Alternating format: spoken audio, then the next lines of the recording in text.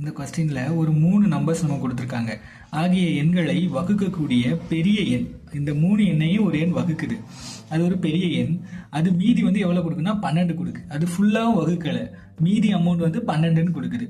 எனில் அந்த எண்ணை காண்க. இப்போ மீதி 12ன்னா, இப்போ ஃபார் எக்ஸாம்பிளுக்கு இப்போ 9/9 வந்து 2 வகுக்குதுன்னு வச்சுக்கோங்க. 4 2 8, பேலன்ஸ் 1, இந்த மீதி. இது வந்து என்னது, எக்ஸாஸ்டா இருக்கிறது, நம்ம வகுக்க முடியாம எக்ஸாஸ்டா இருக்கிறதா மீதின்னு சொல்லுவோம். அதுமாதிரி இந்த 12ங்கிறது இந்த 3 நம்பருக்கு எக்ஸாஸ்டா இருக்கு.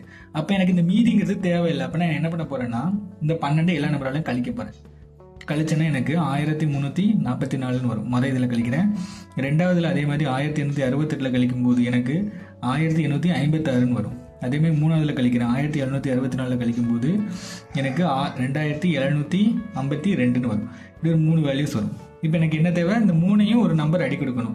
அப்போ என்ன பண்ண போகிறேன், 3க்கு சேர்த்து வச்சு நான் எல்சிஎம் படிக்கணும். போட்டேன் 1786, 2752. இப்போ 2 இருக்குமா, 2672 வரும். இது 928 வரும். இது வந்து 1 3 7 வரும். சரி, இனி அடிக்கலாம். அடிச்சு 2 இருக்கும் 336 வரும். இது 464 வரும். இது வந்து 688 வரும். இப்படி 2 அடிக்கும். அடிக்கிறீங்கன்னா 1 2 6 2 8 6 12 8 2 16 வரும். 2 3 2 வரும். ஓகே, 3 4 4 வரும். சரி, இப்போ மறுபடியும் 2 அடிக்கலாமா, அடிப்போம். 8 2 16 4 2 8 1 2 1 2 6 12, அப்புறம் 1 2 7 2 14 4. ஓகே, இதே எடுக்கலாம். 4 2 8, அதுக்கப்புறம் 2 4 5 2 10 8 2 16 வரும். இது வந்து 8 6 10. ஓகே, இப்போ இதே எடுக்கலாம். அடுத்ததா 2 1 வரும். ஓகே, 2 9 வரும். அப்புறம் 4 3 வரும். இதுக்கு மேலே அடிக்க முடியாது. 29ங்கிறது ஒரு பகை. 29 மட்டும் தான் அடிப்போம். அப்போ இது வரைக்கும் இந்த காமன் ஃபேக்டர்ஸ் இருக்கு. அப்போ 2 4 4 2 8 8 2 16 16 2 16க்கு 4 வருவோம். அப்போ 24 1 64. அப்போ இதோட மேக்ஸிமம், அதாவது HCF என்னன்னா 64. இதுதான் காமன் ஃபேக்டர்ஸ். ஆன்சர் எதுனா 64 தான் ஆன்சர். சரியா?